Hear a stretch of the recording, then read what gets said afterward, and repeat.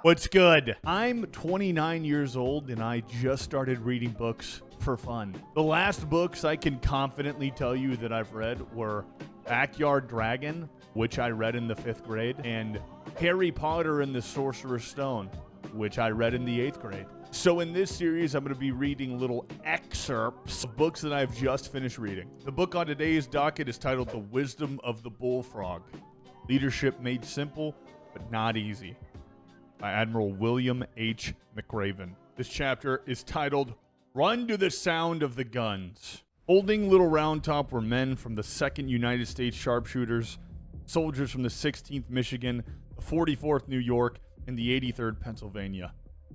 And at the very end of the left flank were 386 infantrymen of the 20th Maine under the command of Colonel Joshua Chamberlain. Chamberlain was not your quintessential soldier. Just prior to the war, he had been a professor of modern language at Bowdoin College.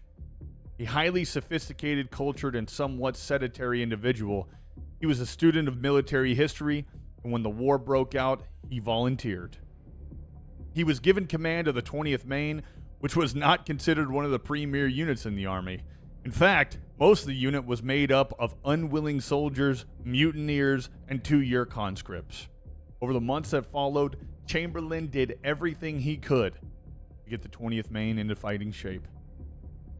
On July 2nd, a numerically superior force of Major John B. Hood's division began to attack the Maine troops.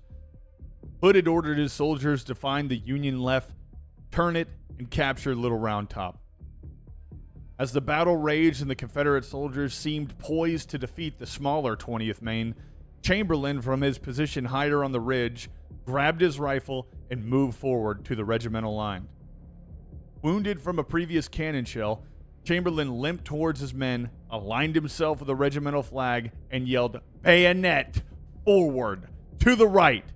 Executing a right-wheel maneuver, the soldiers of the 20th Maine fixed their bayonets and charged down the hill into the oncoming rebel force. The level of ferocity and courage displayed by the 20th Maine was so surprising that it forced the Confederates to retreat, saving Little Round Top and the left flank of the Union forces. History would later record that Chamberlain's leadership that day and the courage of the enlisted soldiers of the 20th Maine saved the Union forces at Gettysburg. And had Meade been defeated at Gettysburg, it is possible the South would have won the Civil War. Imagine how different the world would be today if Chamberlain had not run to the sound of the guns.